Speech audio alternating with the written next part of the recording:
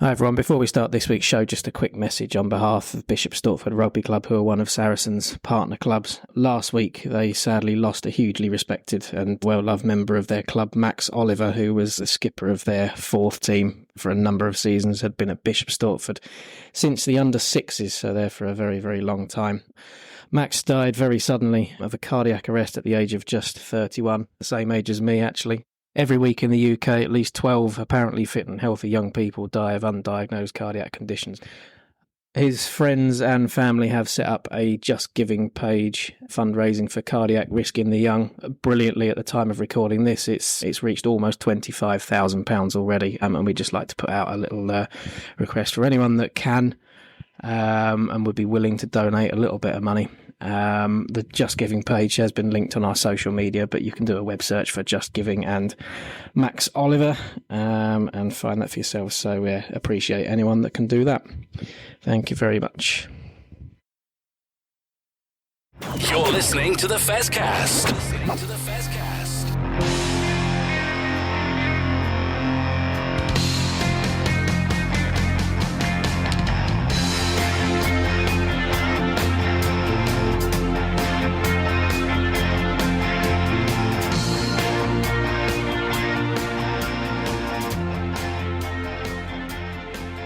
Well, hello everyone and welcome to episode 2 of season 5 of the Fezcast. We haven't lost count yet. We normally do so, I think, by about 4 or 5, so a little way to go yet. As we said last week, we have a bit of a rotation of people on the show. We haven't actually rotated very, very much. Jez is having a week off, but myself and Barry are still here for this week. Barry, how are you doing? You okay? Yeah, not bad, thanks. All good. Excellent. And we've also got James Sweetland, who's our newest recruit into the Fezcast. We'll have a little bit more info about Jez a bit later on. We'll have a little bit more information about James. We'll have a little bit more info about James later on. But first, James, now I've got your name right after 4 times of asking. How are you doing? You okay? Welcome to the Fezcast. Yeah, I'm James, just to confirm that. It's good to be here. Pleased to be on the podcast first time. Excellent. Well, the joy of that is that I am able to do some pretty heavy editing, so most of that embarrassment might be taken out. You never know. I might leave it in, but keep it in. I think keep it in. Anyway, we'll rattle through some quick news from around the club. Starting with news from Saracens women, we've re-signed Alicia Corrigan, who's a centre/wing that we've had a few seasons back. Went off, played for Canada Sevens, and is now back with the team. Welsh international lock Natalia John joined the club previously of Worcester Warriors and Bristol Bears, playing in the Celtic Challenge as well. So if there's any more signings to come over the rest of the week, we're not getting them in. We're recording on a Monday. You'll have to deal with that. Scotland women beat Wales women 40 points to 14 in their warm-up for the WXV tournament. Plenty of Saracens players on both sides, all impressing. And Jess Breach and Marley Packer were on the score sheet for England in their victory over France, but there's plenty there to improve on ahead of playing New Zealand this week. Formerly of this parish as well, Owen Farrell was 100% from the tee. We have to mention him in every single show, I think, as we did last season. 100% from the tee for his Racing debut, but they did lost to Castra. Makavunapola also scored a try for Van. They lost as well. And just to make it a hat-trick, Billy Vunapola played for Montpellier, and they also lost as well. So come back, lads. You might do better here. You never know. And one signing that we didn't actually discuss last week was that of Callum Brayley, who's joined Saracens on a short-term loan. Gareth Simpson is currently injured, so we need a little bit of cover at scrum half, although we might discuss another option at scrum half a little later on. But that is a wrap-up of a few bits of news. Barry, anything to add to any of those things? Not a great deal. I did see the majority of the England women's game on Saturday. They'll be disappointed they let France back into that towards the end, and they'll probably be ruining the amount of possession they had. They still scored 6 tries, but they'll probably think they left a couple out there. So they've got some work to do this weekend ahead of, as you say, a massive game against New Zealand on Saturday. Absolutely. Well, the joys of being the number 1 team in the world is not being satisfied when you score 6 tries. Well, there we go. But anyway, let's move on to our newest recruit to the Fezcast. who is called James. There we go. James Sweetland joining us for this season. James, I'm just going to give you the floor for a bit, and this is the most awkward, ice-breaking thing we can possibly do. Just tell us a little bit about yourself as a Saracens fan. Thanks, Matt. I'll try and be as non-awkward as possible. Yeah, so I started supporting Saracens when I was 10, I think. I was trying to remember back earlier. So it was like 2008. And I think I started supporting in one of the seasons where we were not especially good. I think it came 8th or 9th or something, but wonderfully timed it to kind of hit all the success. So I've seen Saracens top of the table most of my time as a supporter, which has been great. And, I was trying to think back as well about some of the kind of favorite players, favorite memories, all those kinds of things. And I kind of realized the players I've really liked are the ones who get a lot of stick. They're not popular with everyone else. So you're going to put Owen Farrell in that category. I loved Chris Ashton just doing silly things on the pitch, but also scoring amazing tries. Liam Williams, who I think is kind of underrated as one of our best fullbacks, that Leinster game where he basically turned the tide in the European Cup final as well. All brilliant players, plus plenty of forwards as well. And then thinking back about moments too, I mean, I remember going to the 2019, I think, Leinster Sarries final. It's the one where Liam Williams was brilliant. And it's about 30 minutes in, St James's Park, just being absolutely sure we were going to lose. I think so Marrow had been yellow carded. I think it was Mako, and it might have been Titi Lamasatelli at tight head, both going off injured at the same time with 10-0 down against Leinster. And just the absolute crushing certainty that we were going to lose, and then being completely wrong, turn it round, just about won it. I think it was 2010 or something like that in the end. But that one sticks out. Any game against Quins in the last 10 years has just been fantastic fun. Even when we've been pretty crap, we're kind of putting 50 plus points on them. And then, the season we came back up, right? When after all the salary cap stuff, tough time to be a Sarries fan from, abuse from other fans and plenty of kind of jabs from family and friends and stuff. But coming back up, second in the first year, then first the one after, that was all pretty special. I'm just excited to be on the podcast. A very passionate Saracens fan, some quite strong views. I'm sure I'll get some arguments on the podcast maybe throughout the season as well. Whether that's a good thing or not, I don't know. But good to be here, and hopefully this is a season where, I don't know, I'm not massively optimistic we're going to win anything, but we'll see lots of kind of green shoots, lots of exciting players coming through, some connections, all that kind of stuff. So it's a bit of a ramble, but hopefully a flavour of me. I think that's very good. I mean, it ticks plenty of boxes for us, and certainly getting in arguments on the podcast is what we attempt not to do every week. But as most listeners will know, if me and Jez are on the same show, we're definitely going to argue about something. Usually, it's the timing of when we actually record the show, but people don't get to hear that one. But I mean, with you here, James, obviously we've discussed last season between us, but you're bringing a slightly different perspective on it. I'm sure most of the rest of the guys on the show won't mind me saying that you're bringing the average age down considerably.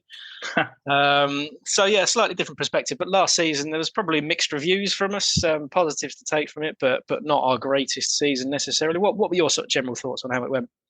Yeah, I was not especially optimistic last season. I felt if you look at some of those big players, the ones we've talked about, who, as you say, they're all losing in France at the moment, particularly Billy and Mako, it felt like sort of the end of an era. I thought we might, I know the media and the bookies thought we might scrape over the line. I was not enormously convinced we were going to get there. But for me, the exciting thing was because again, I just didn't think that we were going to manage to win anything.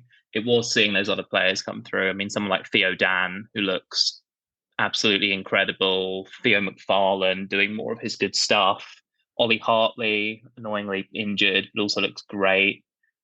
So I think I didn't expect a lot, and I didn't really believe we were going to do it. And it's quite exciting, I think, leaving aside all the sadness of Owen Farrell going, to be here at a moment where we kind of don't know where the team's going to go. Like it might be a reinvention where we build a new amazing dynasty. It might be a reinvention that kind of fizzles out. But it's quite nice to be here as a Saracens fan, not really knowing what to expect this season. We shall see. Well, we'll discuss matters on pitch in the second half of our show, but we're not exactly breaking James in gently here. We're going to try and look at a topic that's, well, there's a lot to unpack. So I'm going to make Barry do it first. In the last week, a brand new professional game partnership has been set out by the RFU, Premiership Rugby, and the RPA, the Players Association. Are involved actively for the first time. Like I said, there's a huge amount of stuff that's come out of this, and some elements of it that will probably resonate with people more than others. But just some of the highlights that would confuse me. So we're not going to talk about them too much. A new joint marketing agreement, which hopefully will drive club attendances up and grow some revenue, which is obviously what everyone wants, social media following, etc. Really big headline, obviously, is that the 10 Premiership clubs will get £33 million between them, 5 million more than the previous agreement over the first few years. So there is a reasonable jump per year in funding there. And future funding will be based on a sharing of profits, which is probably the right thing to do. There will be an enhanced England playing squad, up to 25 players, where Steve Borthwick or whoever is the head coach will have a final say on medical issues, playing time, and lots of other things.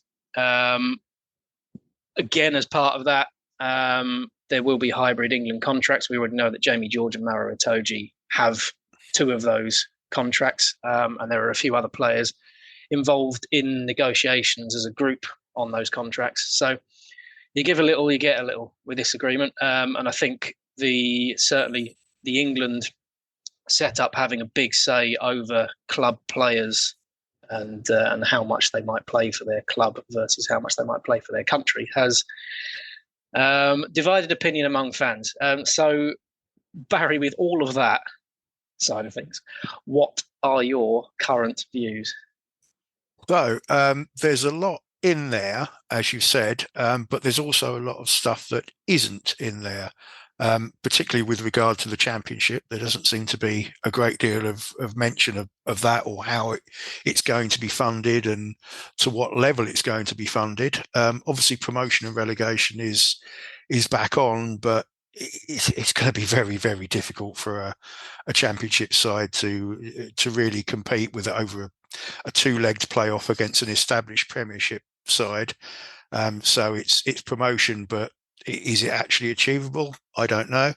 There's also the one thing that really does confuse me is that we've got the 25 players with the hybrid contracts and the England head coach having the ultimate say over their some of their medical and strength and conditioning issues. But well, the season starts in 10 days, and we don't actually know who the 25 players are yet. So I'm not too sure how clubs are going to manage that in terms of contracts and valuations and what they're paying people and how much how they can prepare for a season where you don't know which players might be sort of hoiked out at the last minute. So yeah, there's a lot in there, but there's also a lot that isn't in there.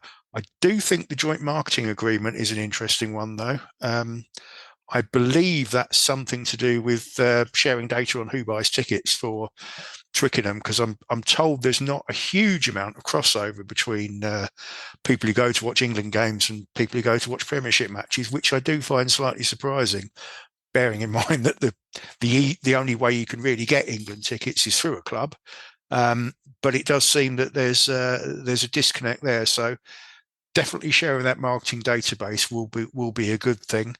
And as for the salary cap, well, there's work to be done on that. It's always been a bit strange that a side like Saracens or Harlequins, being London-based, have exactly the same theoretical spend as a Newcastle or a Leicester, who are in areas with different cost of living dynamics. So I think there's some interesting bits there, definitely. But we'll have to see, as I say, because there's a few things missing. How it's going to pan out in the future will be interesting. Yeah, I mean, well, James chucking him under the bus because, as Barry says, there's plenty of unknowns that come with this. But what jumped out in a lot of what came out from PRL and from the RFU was that even the players seemed to be singing from the same hymn sheet with that, or certainly the RPA statement that came out was that. So it does seem to be at the moment just the fans that are a bit divided on club versus country and all the other matters that go with it. But whereabouts do you stand? Yeah, I agree with Barry that it seems strange that we don't know the players involved and there's 10 days to go until the start of the season. I mean, I remember, I think it was pretty early last season, maybe just after Christmas, it was kind of made clear Jamie and Marrow were going to be 2 of the 25, which I think you could have guessed that anyway. But it seems strange we've not had much more movement than that. So it's sort of disappointing it's taken so long. But actually, I'm kind of quietly quite optimistic about this. We've seen the model work pretty successfully in Ireland, very successful clubs and very successful national side as well. And I think that sort of terrible, challenging legacy of club v country, which is very much how it's been for a long time, is terrible for the game. I mean, we should be pretty honest here that like rugby union in England is not in the strongest state possible. If we can find a way to kind of pull both sides closer together, I think that broadly speaking is a good thing. I suspect my sort of prediction for the season is this agreement will basically work fine, except for 1 or 2 cases where a director of rugby will be very, very angry because Steve Borthwick decides someone needs to get surgery in a critical bit of the season rather than during the England games. But I think that's the price you pay. I mean, the clubs are struggling financially in most cases. So the RFU are going to demand a kind of pound of flesh in return for giving a bit of money. So I'm pretty optimistic. I think this is a good thing, but the proof is obviously in the pudding. Couldn't really have put it any better, to be honest. I am inclined to agree. I think we're at a position where things do need to change, and generally we don't like change. We'll just have to see what happens. But the other bit that comes out of this agreement that I think is worth discussing for us is some changes to the academy structures.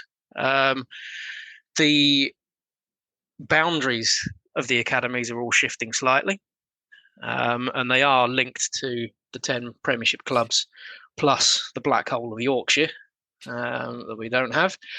But I did want to pick up on this one a little bit because it does look like they're structuring the academy system a bit differently to what it has been before. Sometimes senior clubs' academies seem to be a little bit random, the ages of their players, when they come in, when they leave.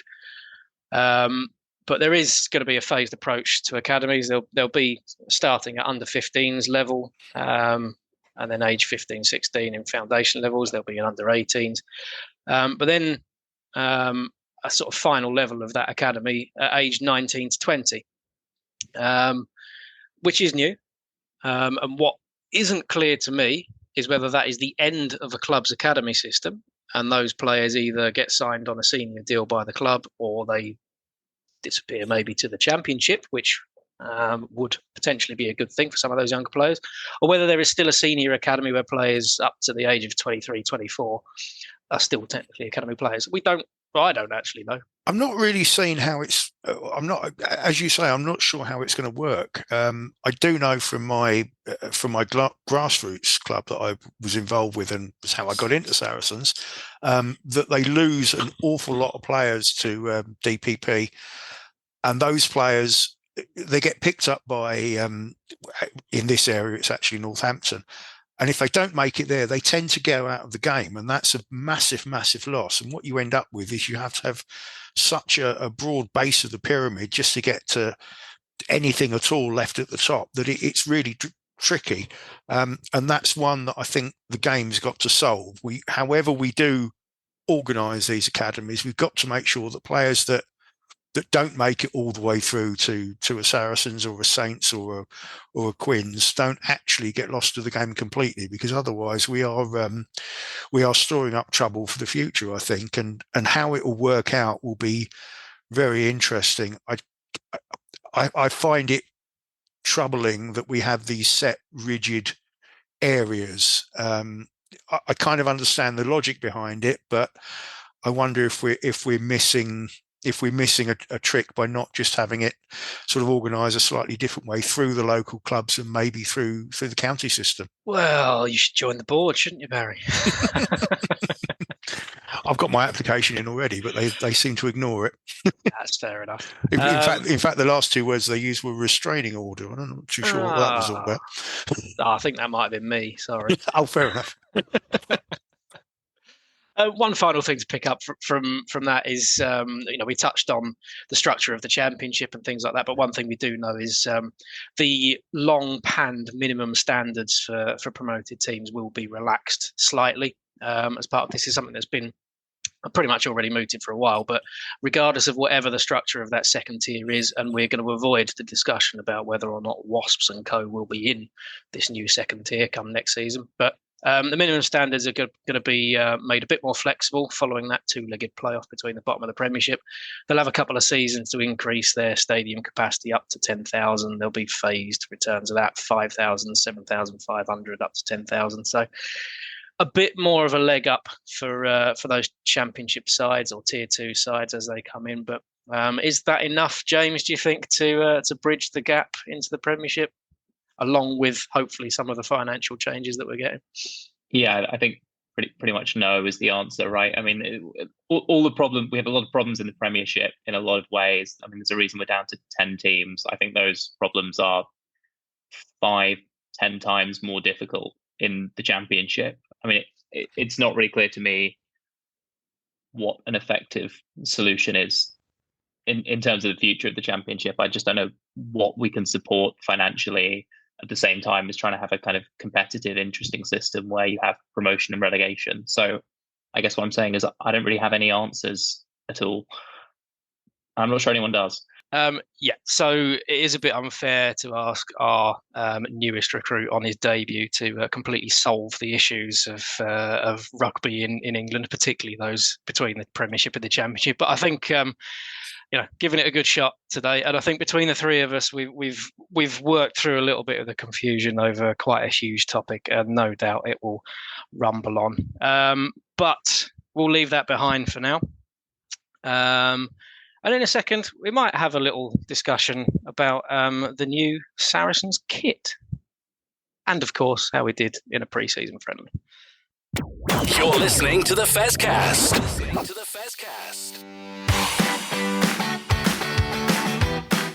You are listening to the Fezcast, which is proudly sponsored by the Saracens Supporters Association. And I'm Alison Davis, one of the SSA committee. For a £10 annual subscription, the SSA provides our members with monthly newsletters, virtual and in-person player events, away match ticket allocations, and we organise pre-match gatherings at away matches. We sponsor men's and women's players, and we support the Saracens Foundation Track Club on behalf of our members. On top of all that, every year we have a seasonal SSA badge, which is exclusive to members. Where else can you get that much value for a tenner? Join now at membermojo.co.uk/SSA, or come and see us on match day in the Oasis at the Stonex. This is the Fezcast. So on to matters with Saracens men's game against Bedford. It saw plenty of debuts from players, but also the debut of the brand new kit for the season, brand new training kit and the brand new home kit as well. Plenty of people have had things to say about the training kit, about the design on that. Some people like it, some people don't. But surprisingly, I think the match kit had similar reviews, despite it being relatively simple. I quite like it as a throwback to the old all black Saracens kit. I think the fact that the logo is monochrome rather than having a bit of red on it has upset a couple of people, but I quite like it. James, you first. What do you think of the new Saracens kit? Well, yeah, I think I was the kind of the black sheep in the Fezcast WhatsApp group. I think I was the only one who was not blown away by it. I don't know. It's £75 now for the training kits. It's just it's monochrome. It's nice. I don't know. Maybe I prefer the slightly more kind of wacky, zany kits. We need like what is it? Was it Stade Francais did all pink for a while? Maybe we need some of that. I don't know. But I think I was in the minority there. Everyone else seemed to be impressed. I think it's fair enough. I must admit, I was completely ignoring the cost in all of that because, to be honest, I never buy one. So, No, me neither. Me neither. I can't afford it. I can't afford the mortgage on my own flat, let alone a Saracens kit. But Barry, you were relatively positive about it, I think. Well, look, I mean, it's a black shirt, and I've no doubt the marketing gurus have the same problem as they do in New Zealand. How many different ways can you market a black shirt? Answer really only one.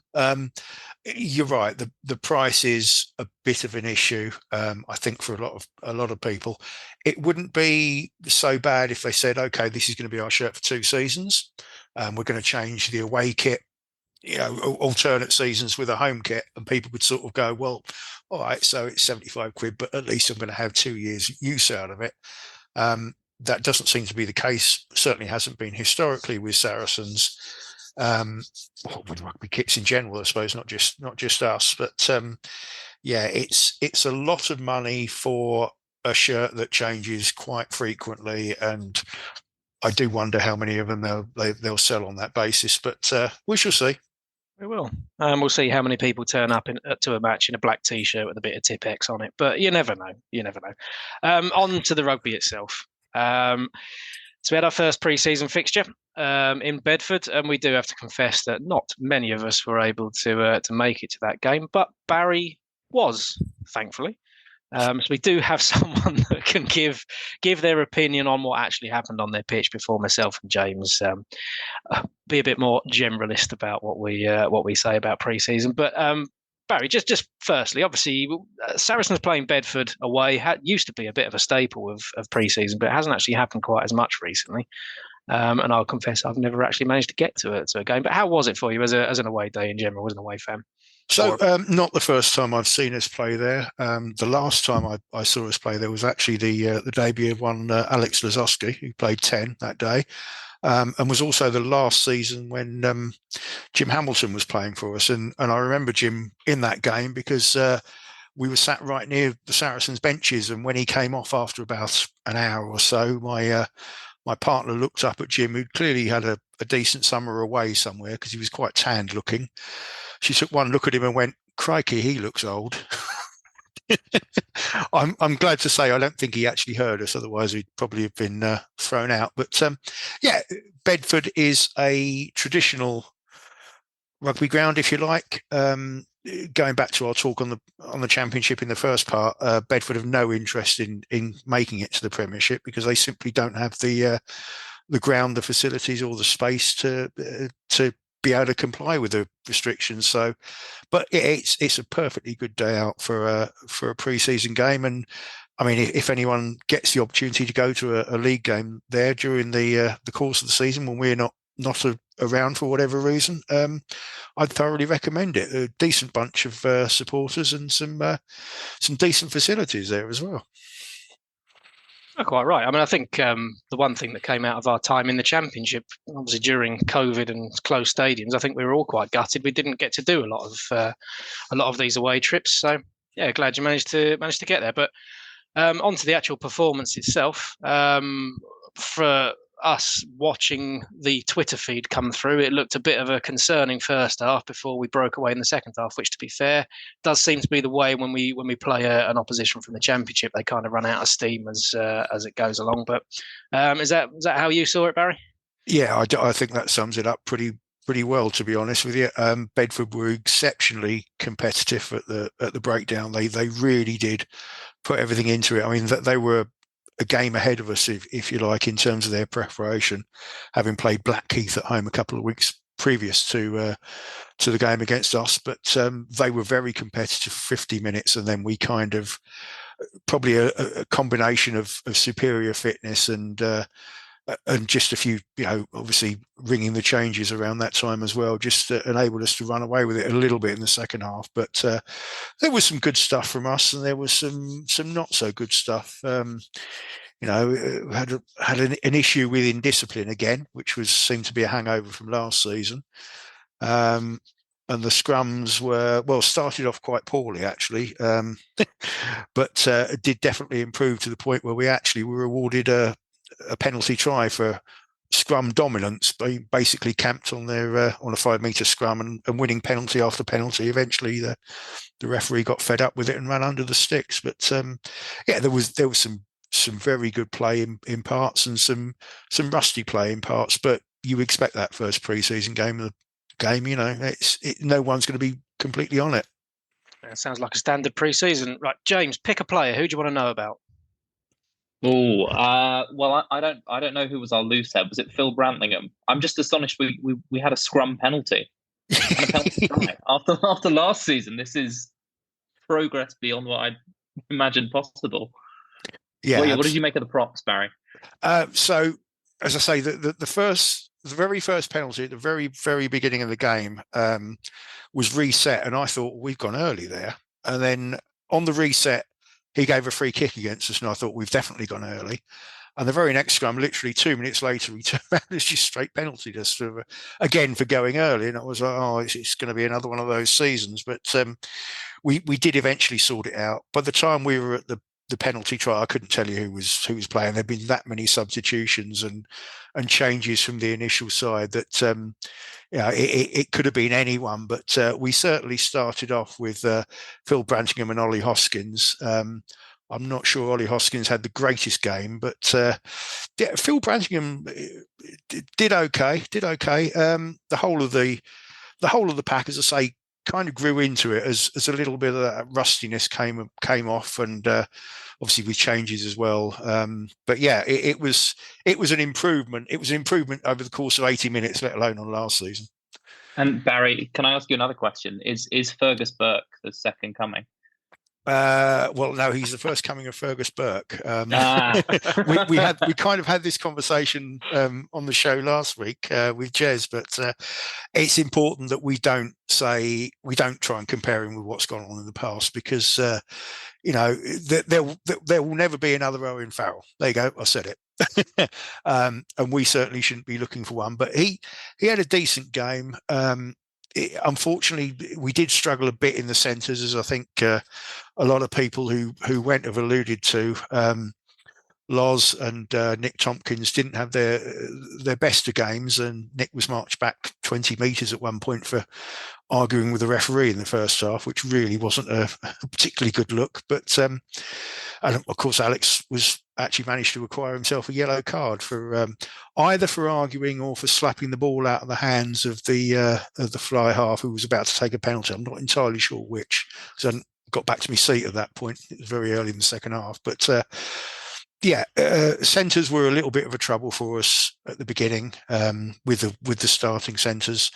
Once all the substitutions came on, things did change a little bit. But obviously, as I say, Bedford were running out of steam by then as well.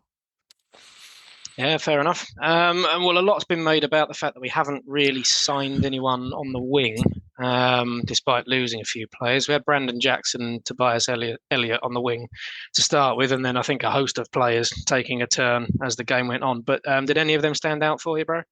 So Jackson looked very, very. I mean, his try was superb. Basically, Bedford knocked the ball on around about the halfway line. He picked it up and pinned his ears back, and it was one of those wonderful moments that you get to watch in rugby. There's a point at which he realises he's actually got the wheels to do them, and he literally just pins his ears back and goes, and he was gone. They weren't catching him in a month of Sundays. But I've got to say, Bedford did have some joy down his side attacking in the first half. So maybe there's a little bit for him to work on defensively, but obviously our coaches will be aware of that and we'll be working on that now. I think we do. I'm tempted to say we could do with a winger. There's been rumours flying around that we've had one on trial the last week or so. But yeah, we could possibly do with a winger. Rotty Shegan came on in the second half and played the way he normally does. And if he can stay fit, I think he's in for a big season. Yeah, there's always concerns about Rotty's fitness. And I think, to be fair, there has been about Brandon Jackson as well. So yeah, I'm with you. I've heard a few rumours about 2 trialists at one point. We're not going to mention names here because it's just rumours. But yeah, don't be surprised to see something from the club, even if it's a short-term deal. But one other aspect to talk about, obviously we mentioned right at the start, Callum Brayley signed on a short-term deal at scrum half with Gareth Simpson injured. But we might still see Charlie Bracken get a little bit of match time as the games go on. And of course, Ivan Van Zyl was our captain on the day. So what did you see from both of those, Barry? So Ivan was Ivan. Again, where we struggled a little bit in the first half, he wasn't really able to get the pace on our play that he likes to. That's the first time I've actually seen Charlie Bracken, to be honest, and I was exceptionally impressed with him.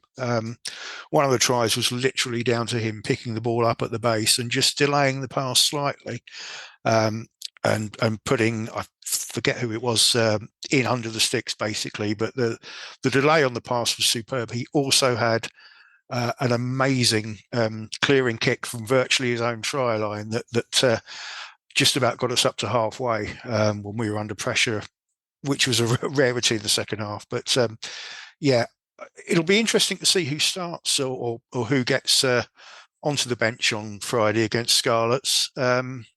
I'd like to see more of Charlie, but I assume and hope we'll probably see some of Callum Brayley as well. So it'll be interesting on Friday to see who gets the nod.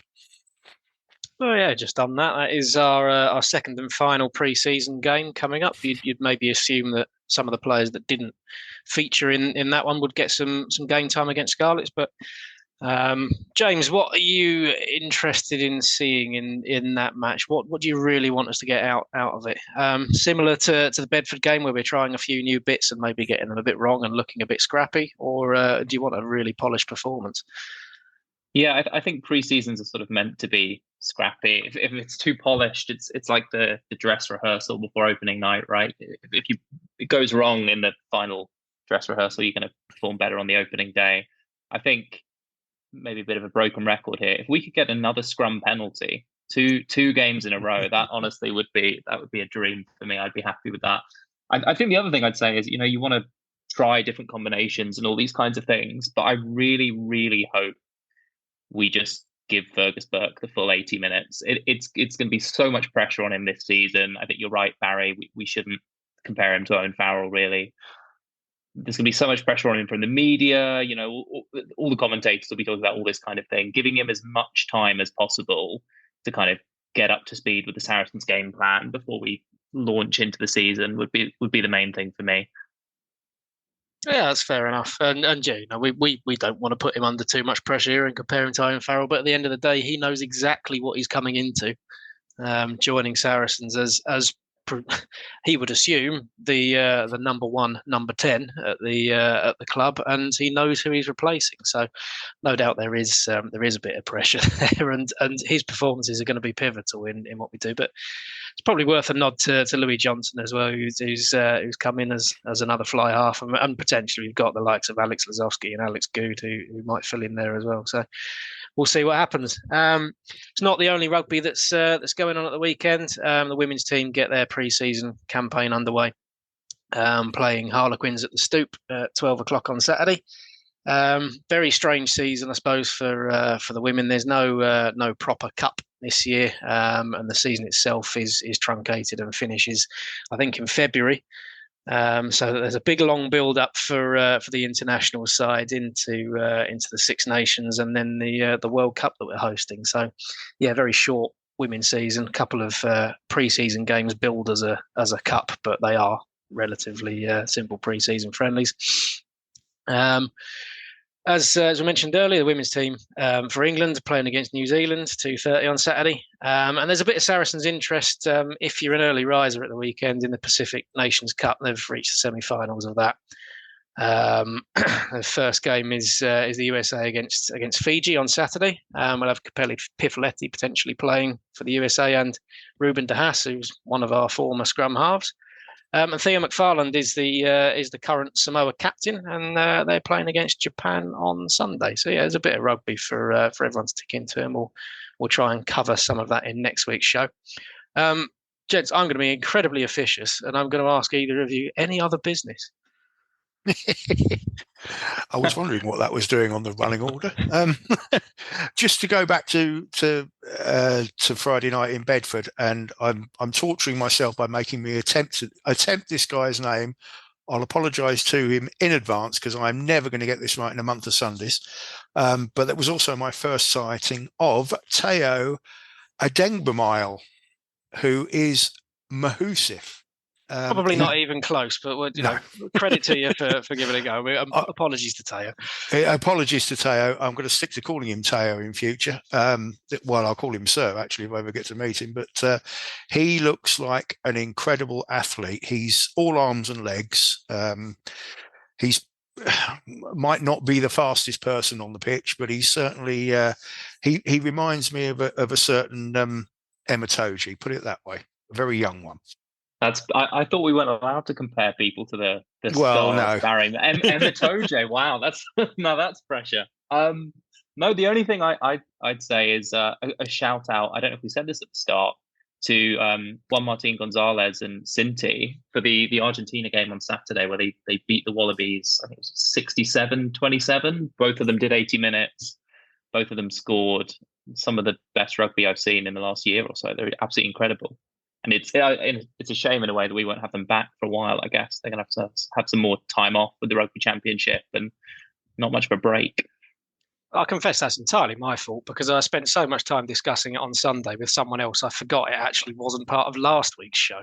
So yeah, no mention at all of the Pumas absolutely stuffing Australia, which incredible result. And I think from that, Cinti, Gonzalez, both incredible players. They're both playing brilliantly for Argentina, and we just hope that they come back to us in one piece.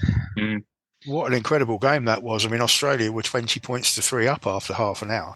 No, I was going to say that last 10 minutes was kind of painfully kind of made me remember all the Bordeaux games last year for us, where they were just running in try after try, backs, pace, everything going to hands, offloads, all this kind of stuff. They look a brilliant team, and they've got South Africa, I think, in a couple of weeks. That'll be a hell of a game. Absolutely, yeah. Well, it's a good thing Jez isn't here because we'd probably have a half an hour long discussion about Eddie Jones now, even though he's not the Australia coach anymore. But he's not here. I am. James, thank you very much for joining us for your first show with us. I hope you enjoyed that. It's been great. Thanks, Matt. Excellent, no problem at all. And Barry, that's 2 in a row for you, 2 in a row for me. So maybe we might have to rotate out next week. Yeah, definitely. I shall be busy next week doing something else. I've got a feeling actually I don't get away with it, but we'll see. We might hear from some of the others on the show. But until then, thanks very much for listening, everyone, and speak to you again soon.